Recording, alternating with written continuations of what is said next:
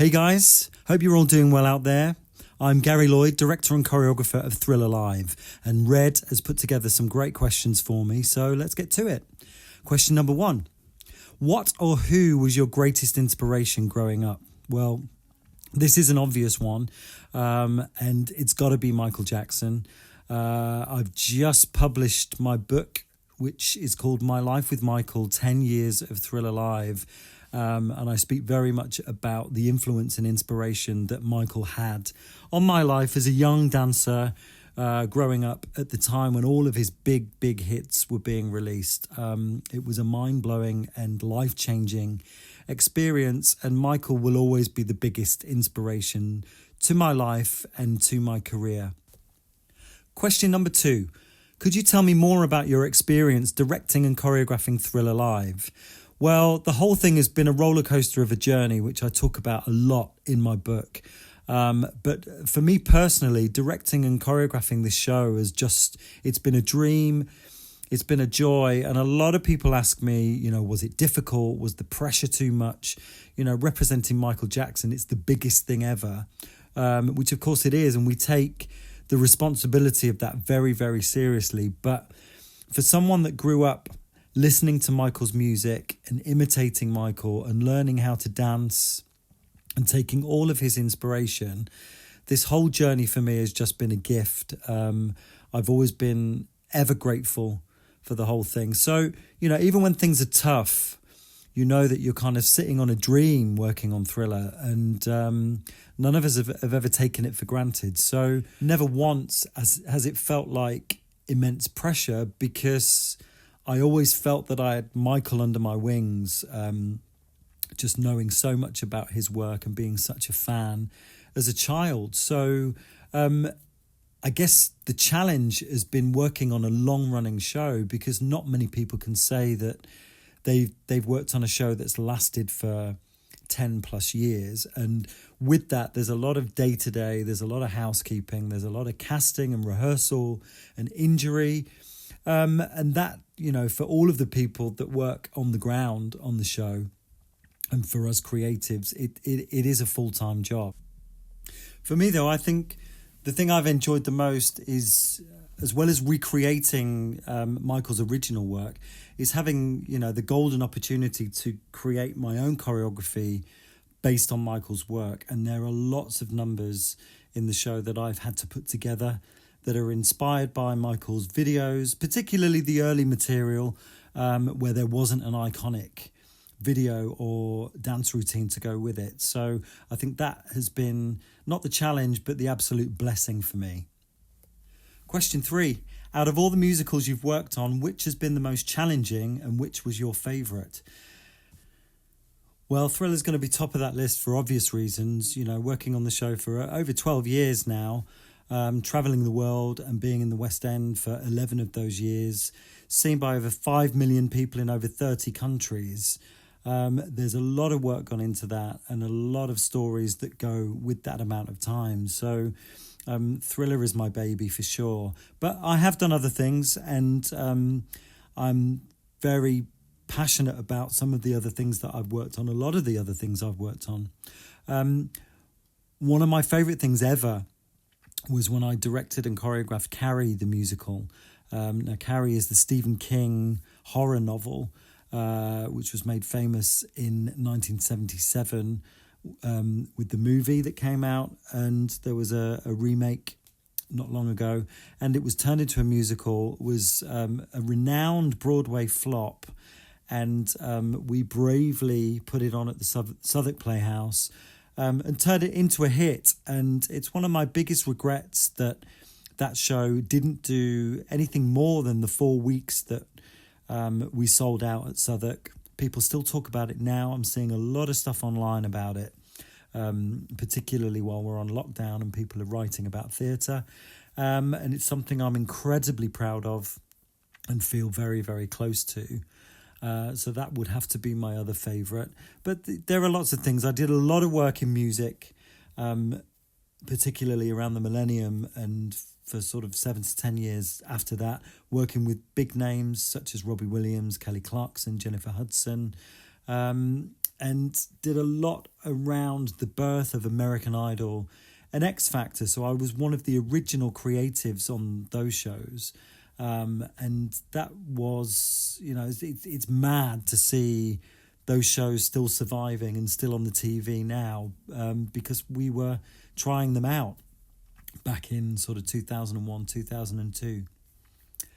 Question 4, what has been your greatest career achievement to date? Well, again, I have to say Thriller. I mean, how many people can say that they've got an 11-year West End run of a show? We've achieved so many awards and records along the way, and made a lot of people happy. And it's not over. We were due to close at the Lyric Theatre because the Lyric Theatre needed a refurb, so we were looking to move. And then, of course, COVID-19 happened, and here we all are on lockdown, unable to perform, unable to do what we love. So Thriller hasn't closed any more than any other show has closed, and we fully intend to get it back on the road and back in the West End as soon as we get back from this pandemic. So Thriller continues to be my greatest career achievement. Question number 5. What was the worst mishap you've encountered? Well, God, there are so many stories about pieces of set falling on people's heads. This is me remembering sort of tech rehearsals and production as a performer, not just as a director. I remember on a show I worked on in America, which was a musical about the music of Ray Charles. The electricity went out on the day of opening, and we kind of had to finish our tech rehearsing in the car park, which for a director was just terrifying. But I guess the worst mishap for anybody is what we're going through at the moment. We were preparing our cast and crew and band and company to close at the Lyric. Those guys were on the home stretch. They, were ticking off how many shows they had left, and we were ready to celebrate our time in that theatre, and that got cut very short very quickly because of the coronavirus. Those guys performed and worked on their last show without realising it. So it was a very, very sad thing, not only for the cast of Thriller, but for everybody who experienced that. And I think that's got to be the worst mishap that we've encountered. Question 6. Could you tell me more about the highs and lows of touring with Thriller Live? There are always highs and lows of touring with anything, because touring is incredibly difficult. You've got the travelling, you've got the long hours, you've got the performing a show, coming off stage with that high of performing in front of a full house, which it generally is on tour. And then at the end of the week, or at the end of a 3-day period, or whatever it is, jumping on the bus and travelling to another town and doing it all again. But within that, what I'm kind of painting as a bit of a low, it's also the high. And a lot of the guys that prefer to tour than do the show in the West End, they love that. They love travelling to a new theatre, seeing the interior of a new building and experiencing a whole fresh new version of the show in front of an audience from a different place. And that's one of the joys about touring. The fans are always the biggest high. The Thriller fans are just the best, and they love the show and we love them, and it keeps us going. And the lows, are the fatigue, they're being on top of each other all the time, and sometimes arriving in a venue where the show doesn't really fit. We've turned up in India where there was a Christmas tree sticking out the middle of the stage, and we've still put the show on. We've gone to Korea where the stage just didn't fit and wasn't safe, so the guys had to perform on a flat stage like they were doing a rehearsal. But the passion of the performers in our show is insane, and we always get through the worst scenario with the best possible attitude. Question 7. What inspired you to write your book, My Life with Michael, and do you have any plans to write more books? Well, the inspiration for me to write the book was the show itself. It was, kind of getting to 8 years in the West End and looking at, the 10-year anniversary looming, having all these stories, not just about the show in London, but the show on tour, and often saying, nobody will believe that story, I'll put it in the book. Well, I decided to do it. And I'm thrilled that I did. It's such an achievement. And I love the fact that my version of the story of the show and my journey and the things that I remember are now in print. And I'm very, very proud of it. I've always loved writing. And I do plan to write more books. I've got stories for days, stories coming out of my ears from years of touring and years of being in this business and working on other shows. But the plan is to put some of those stories into a fiction series where the stories themselves will be true, but the characters will be fictitious. So I'm working on that at the moment. Question number 8. How did you go about choosing the roles for Thriller Live, and what does it take to be in the show? Well, I cover a lot about casting in the book. So, for anybody out there that's interested in auditioning for the show, they should absolutely read the book because it tells you what you need to come in as a dancer. And if you have a fantastic voice and think that you should be seen as one of the singers in the show, there's a great chapter that John Marr, our musical supervisor, has put together about the music side.